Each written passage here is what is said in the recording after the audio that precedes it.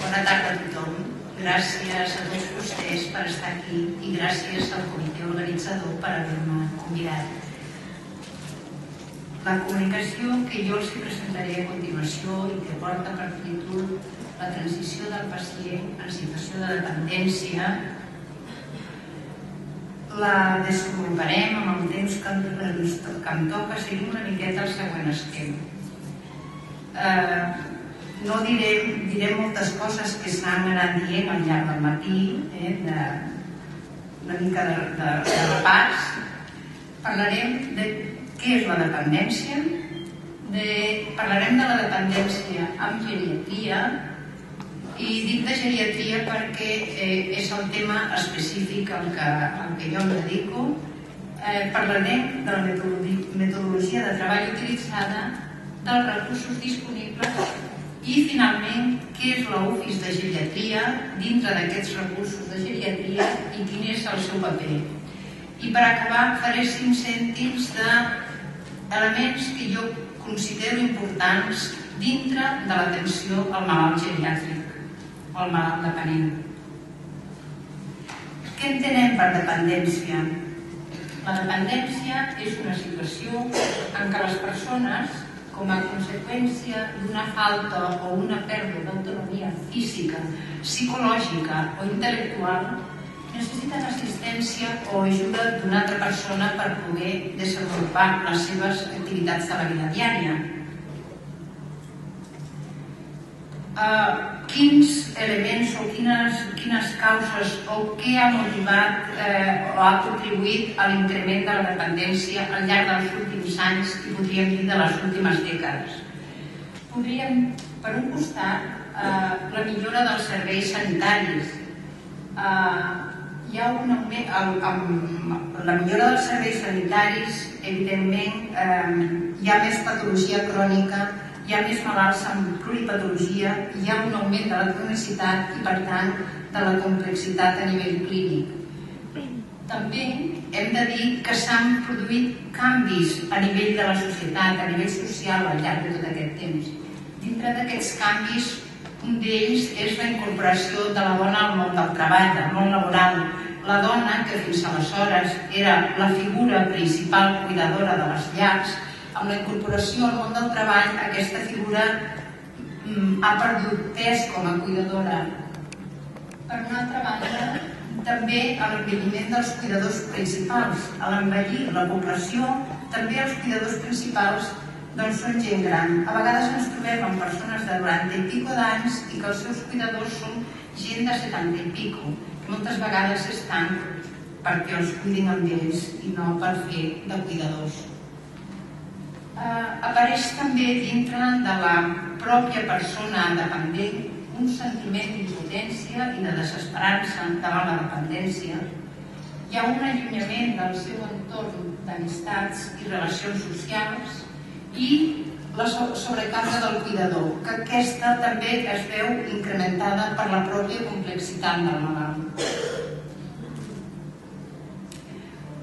Quina seria la població diana o a quin tipus de població ens referim?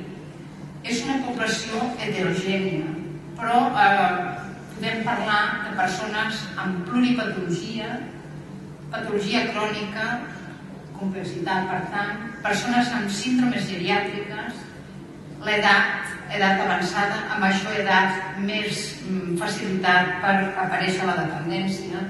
Les hospitalitzacions recents també són un motiu de pèrdua de capacitat funcional, el sedentarisme, les malalties neurològiques degeneratives, tipus demències, tipus esclerosis múltiples, etc., seqüeles d'accidents greus, persones amb dèficits intel·lectuals greus o nens amb trastorns de desenvolupament i també, evidentment, persones amb fragilitat social i de suport familiar.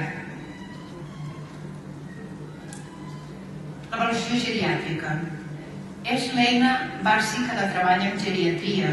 Es tracta d'una valoració tridimensional, biopsicosocial, i a l'hora de fer una valoració hem de tenir present que hi ha d'haver-hi primer una bona revisió de la història clínica. Hem de fer una exploració física sistemàtica i exhaustiva. És molt important tenir en compte la informació que ens proporciona l'equip assistencial, i parlo des del meu punt de vista d'UFIS com a equip de suport. La informació que ens proporciona l'equip assistencial és absolutament important. És important la informació que proporciona la família i el propi malalt. La nostra actitud ha de ser d'escolta activa i tenir present també el llenguatge no verbal. Les persones grans moltes vegades minimitzen els símptomes i has de moltes vegades llegir entre lletres. Dintre de la geriatria s'utilitzen escales per quantificar i també això ens permet fer comparacions i anàlisis.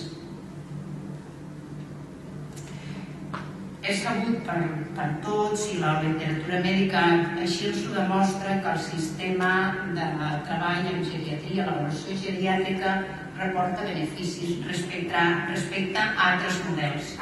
Dintre dels beneficis podríem parlar d'una major precisió diagnòstica, d'una reducció de la mortalitat, de millora de l'estada funcional, d'una utilització més correcta de recursos, d'una disminució de la institucionalització i també de la hospitalització. Al treballar d'una manera interdisciplinar i des del moment de l'ingrés en el malalt, amb el que d'una manera molt precoç comencem a pensar que no perdi funció, s'avisa rehabilitació, s'avisa la dietista, es té en compte l'avaluació de treball social per veure quin és el seu entorn, fa que quan al moment el malalt està estable pugui ser alta ja i no cada vegada se trobaves amb malalts que anaven seguint el seu procés i que el dia de l'alta ens trobàvem que i ara on vaig, si ara no camino, ara no me'l puc endur a casa, que contestava la família moltes vegades. Llavors, el treballar d'aquesta manera ens permet anticipar-se i fer des del primer moment un treball per tal de millorar tots aquests aspectes. Quines són les escales que s'utilitzen? N'hi ha moltes d'escales, moltes. En el nostre entorn, nosaltres en el nostre entorn, les més utilitzades són, última n'he descuidat una, que seria l'Autum, que nosaltres a nivell hospitalari no és una escala útil perquè la persona quan arriba en situació aguda, doncs evidentment l'Autum té poc. Però sí que a nivell de primària jo considero que és una escala molt important perquè quan una persona comença a perdre les seves capacitats per desenvolupar les activitats instrumentals de la vida diària hem de començar a posar una alerta perquè comencem ja a entrar en una situació de probable fragilitat. Potser és aquí on podem fer coses, no quan ja el malalt estem en una situació que potser ja és irreversible. Per tant, des del punt de vista de primària, a mi em sembla important aquesta escala. A nivell funcional, l'escala que utilitzem és el Bartel, com la majoria de vostès saben, és una escala que mesura les capacitats de la vida diària, la capacitat per vestir-se, per banyar-se, per menjar, la mobilitat, la incontinència, etc. A nivell nutricional, l'escala utilitzada és l'MNA reduït. És important tenir present el tema nutricional en el malalt. Si menja, si no menja, com menjava a casa, si feia una dieta equilibrada, si fèiem tots els àpats, si hem perdut pes, tot això cal tenir-ho en compte. I, a més, acompanyar-ho d'un mini screening a nivell analític, com poden ser proteïnes, albúmines o colesterol. Quan un malalt en el nostre entorn veiem que hi ha signes o paràmetres que necessiten intervenció de dietista, doncs es fa la consulta a la persona especialitzada i llavors es fa una enquesta nutricional més exhaustiva. A nivell cognitiu, cal també fer un mini screening cognitiu, si hi ha antecedents de demència, si hi ha antecedents de deteriorament cognitiu, si hi ha antecedents de delirium amb altres ingressos. Si el malalt durant l'ingrés ha estat confós, ha fet delirium. Les escales que utilitzem són el FEIFER per valorar un mini screening cognitiu i el CAMP pel delirium. El FEIFER, que un FEIFER surti bé, sense errors, no vol dir que aquell malalt no hi hagi un deteriorament cognitiu, perquè sabem que el FEIFER és un screening molt simple. El que sí hem de tenir segur és que quan el FEIFER surt alterat, o estem davant d'un malalt en una situació de delirium i l'hem enganxat en aquell moment, o estem en una situació que ja podem pensar en una fragilitat a nivell cognitiu. En quant a nivell anímic, l'escala utilitzada és el GDS reduït i si no la utilitzem, jo la veritat no la utilitzo sempre, però sí com a mínim hem de tenir present d'explorar l'estat d'ànim. A vegades amb una simple pregunta dient com estem d'ànim, aquella persona és capaç d'expressar-te estic trist, se m'ha mort el marit, se m'ha mort la dona, he perdut un fill, o em sento sol, etc. Amb una simple pregunta podem obtenir dades de l'estat d'ànim de la persona. A nivell social, l'escala més utilitzada, crec, a nivell social és l'escala de Kikon. Nosaltres, jo personalment, no la faig servir. El que sí fem sempre, com a mínim, és saber el nucli de convivència de la persona, el tipus de suport, i de vegades tenir moltes persones al voltant no vol dir tenir suport. També altres vegades ens trobem que són persones grans que si la persona quan torna a casa està dependent no el podrà cuidar, no podrà manejar-lo. Per tant, el tipus de suport és important. I també si hi ha barreres arquitectòniques, és una limitació important també. Quan detectem problemes importants a nivell social, doncs evidentment s'ha d'avisar la persona de referència, que seria la treballadora social.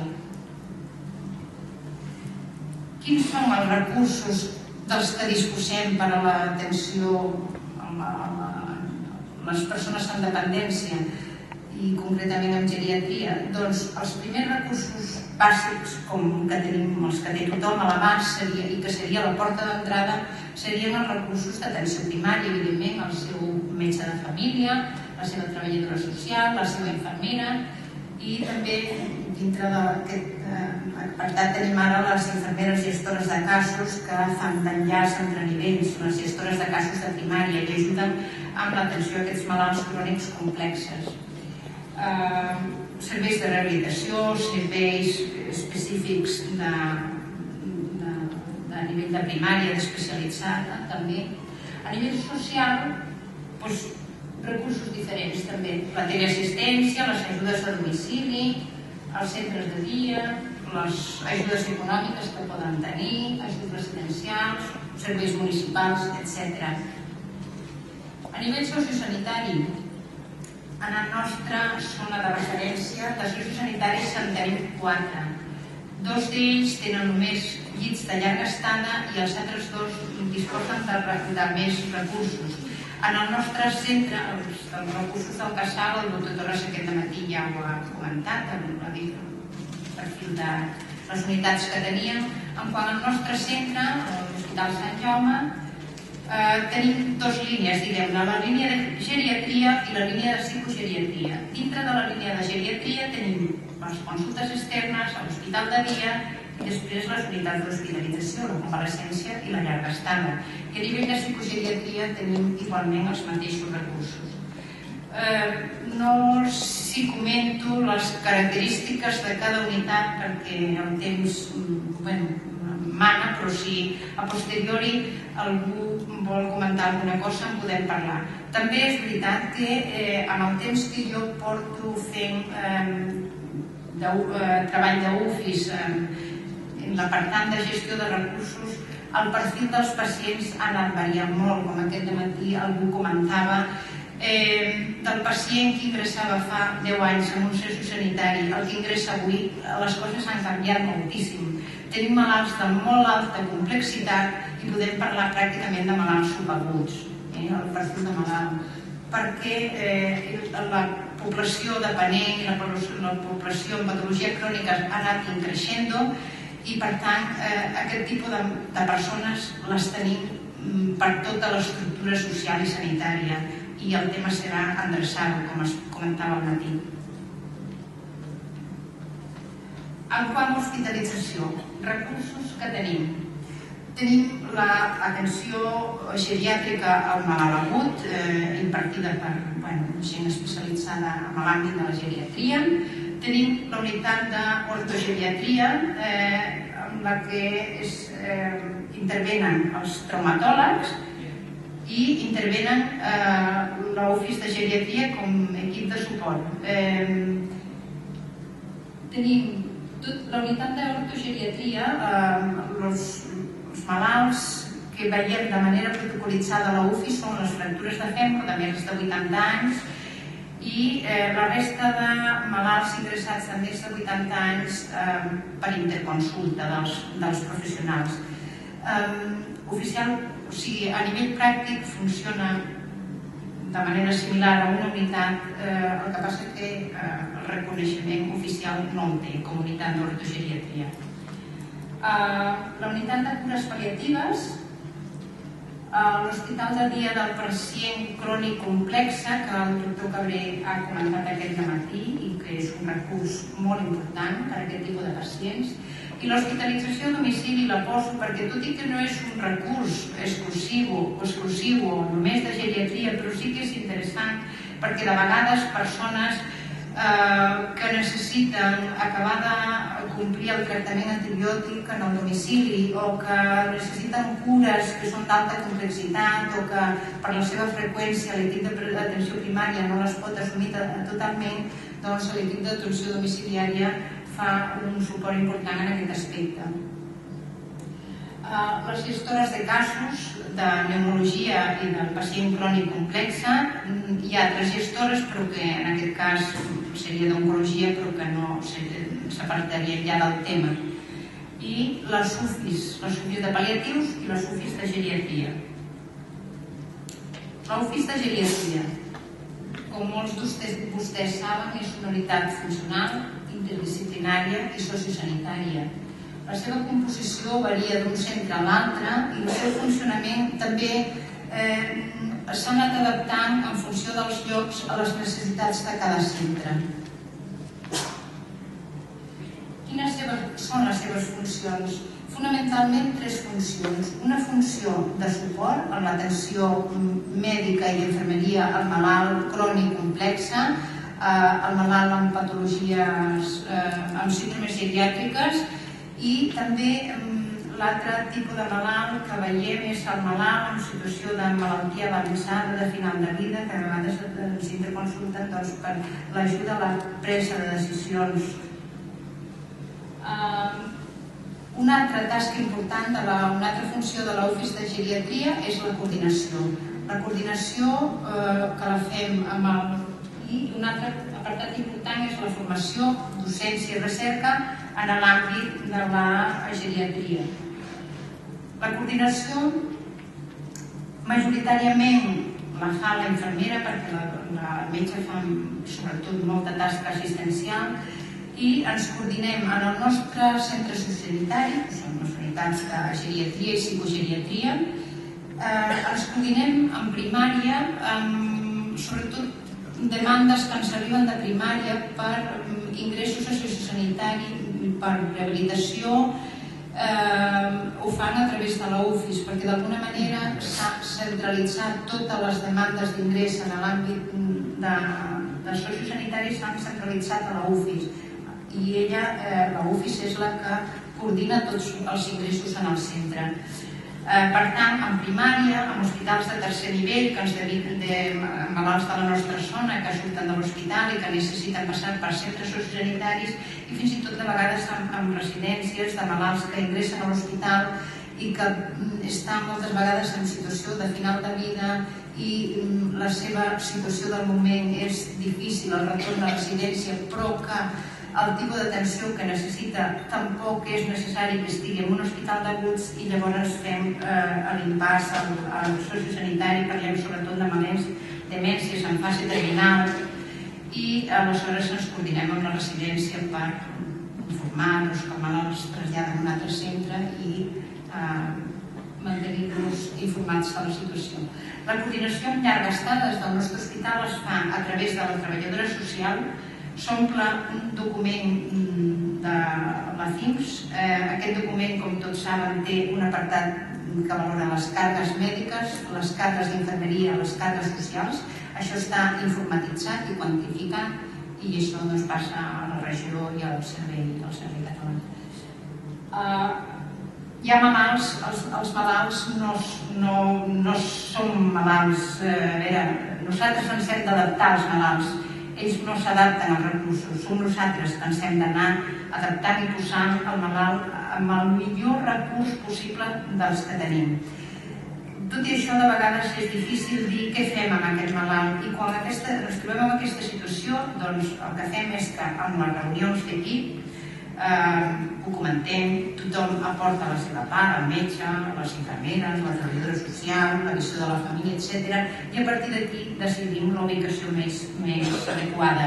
També de vegades a l'UFIS, quan això en l'equip no s'acaba de poder definir o es volen fer altres aportacions, fan demanda de valoració a l'UFIS.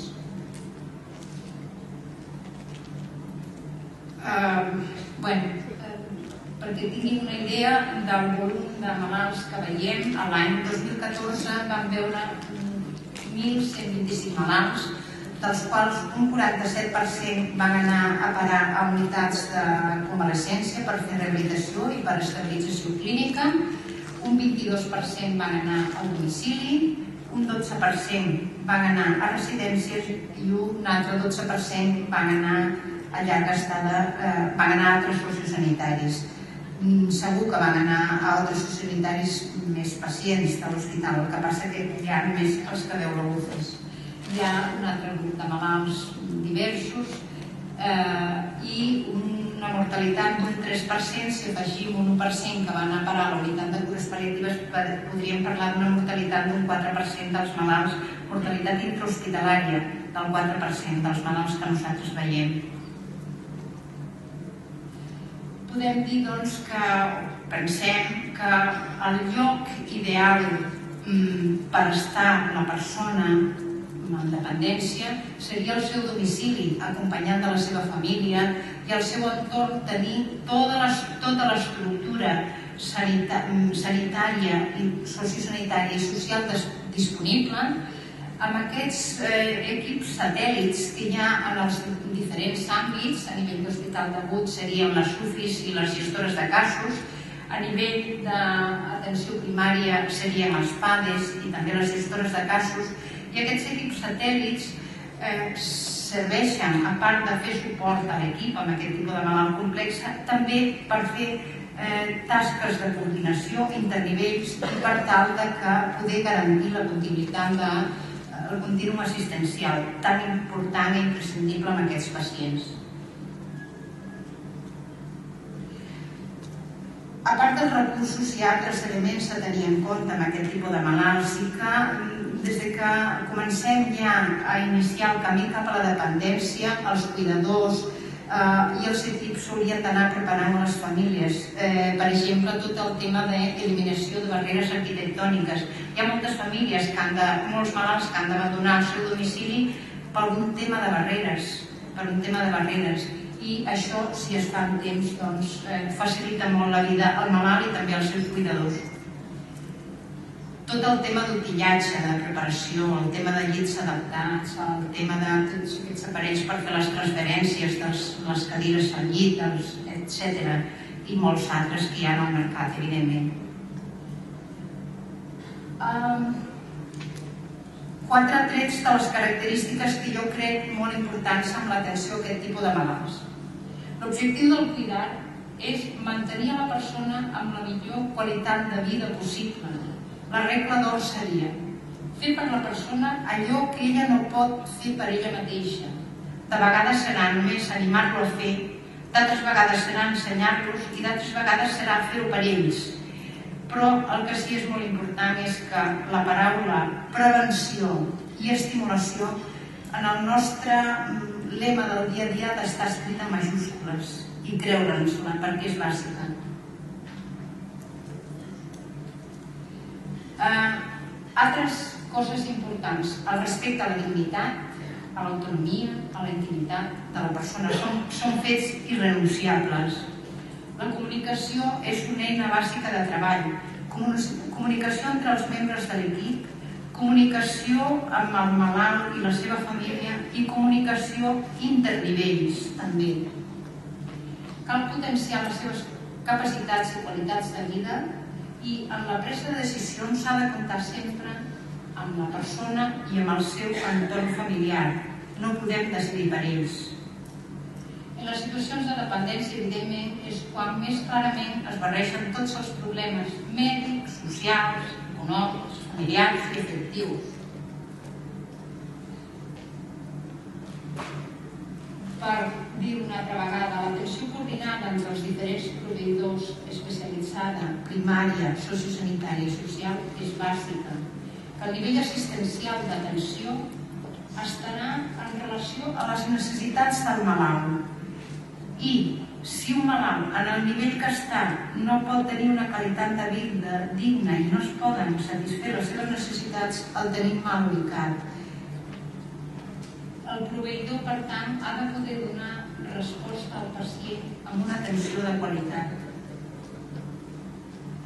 Dir finalment que la persona gran dependent és fràgil per naturalesa, que per afavorir la qualitat de vida i prevenir complicacions necessita una atenció integral proporcionada en el seu entorn, en l'entorn més favorable i garantir sempre el continu assistencial. I amb això acabem, els deixo amb aquesta bonica foto del Montseny a la tardor. Moltes gràcies.